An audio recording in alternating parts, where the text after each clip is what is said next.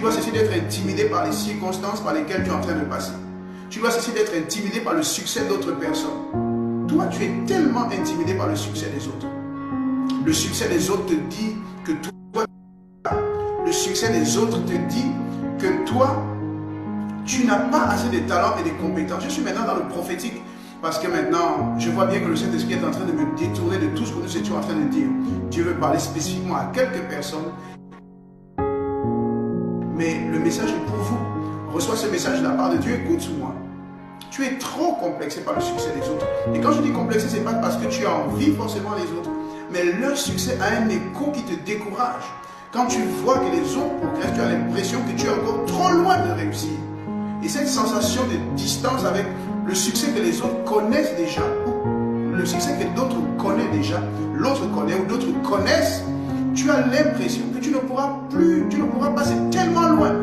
Le Saint-Esprit te dit que tu commets une erreur grave.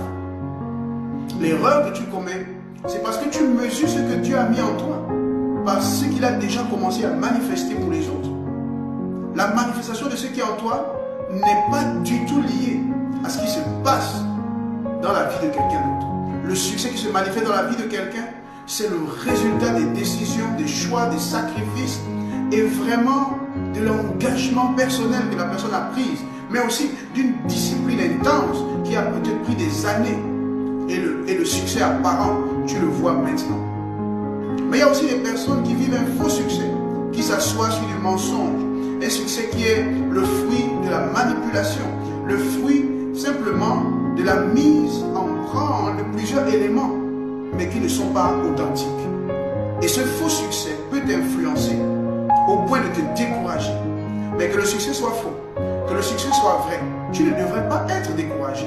Tu ne devrais pas mesurer ta position avec la position de l'autre dans ce qui semble être son succès ou qui est un véritable succès dans sa vie. Tu devrais plutôt te laisser inspirer par ce succès et de ne pas te décourager, de ne pas te laisser influencer, de ne pas te laisser intimider.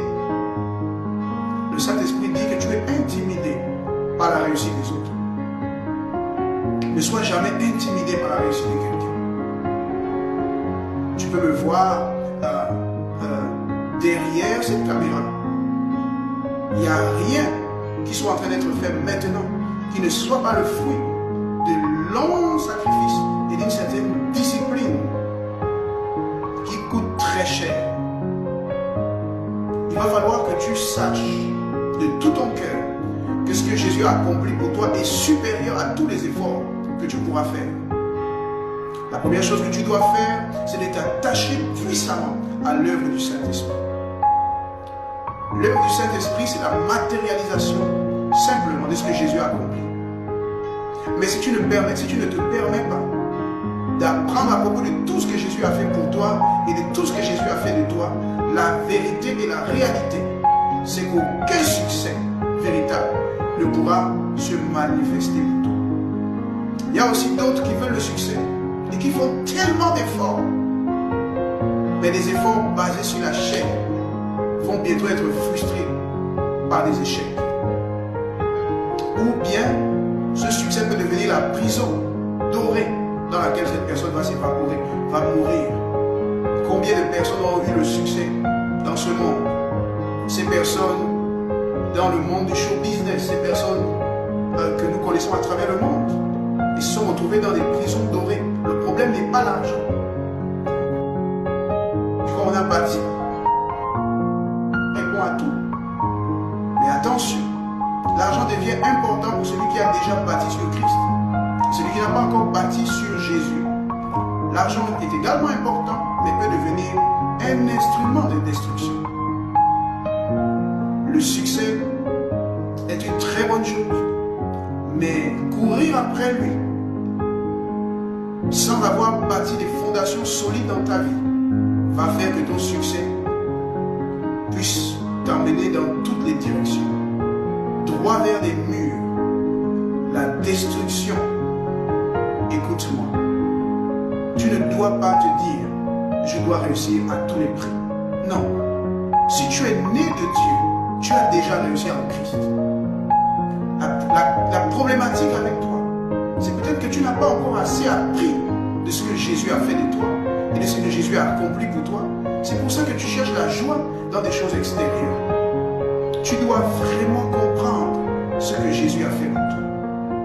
Je sais que beaucoup de personnes vont à l'église religieusement. Je sais que beaucoup de personnes vont à l'église sur la base des choses extraordinaires que Dieu fait dans cet endroit. Parce que Dieu se sert d'un serviteur de Dieu, d'une servante de Dieu, de façon spéciale. Tu te retrouves à l'église pour ça. Beaucoup n'ont pas fait de rencontres personnelles avec le Seigneur. Beaucoup ne sont pas en train de bâtir sur la parole. Écoute-moi, je ne te juge pas du tout. Car ce n'est pas pour ça que Dieu m'a envoyé. Et ce n'est pas pour ça que Jésus lui-même est venu. Il est venu pour te donner la direction à suivre, pour te montrer, te révéler le cœur de Dieu à ton endroit.